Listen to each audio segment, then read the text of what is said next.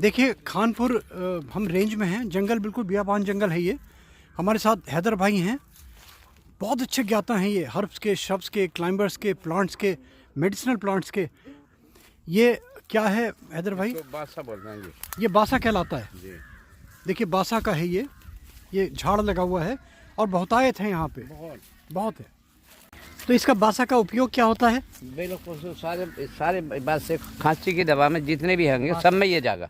तो ऐसे खास अकेला इसका एकल कोई प्रयोग है? एक दो चीज और मिला दी, जैसे मुलाठी वगैरह डाल दी, काढ़ा बना के इसमें। हाँ, मतलब मेन घटक जो है, मेन घटक आपका बासा, बूटी जिसको बोलेंगे, मेन है बासा है जी। प्रधान बूटी जिसको बोलेंगे वो ये मेन है, ये बासा कहलाता है जी। इसको सुखा लिया जाएगा, हरा का हरा। हाँ ठीक है। हाँ। अगर काला हो गया तो बेकार हो गया, वो गुणहीन हो गया। अच्छा, इसको हरा का हरा सुखा के फिर ये फैक्ट्रियों में ज्यादा दवाइयों में। लाइक कीजिए, सब्सक्राइब कीजिए, फॉरवर्ड कीजिए, नोटिफिकेशन बेल में प्लीज़ क्लिक जरूर कर दें, इससे आपको हमारे रेगुलर अपडेट्स मिलते रहेंगे।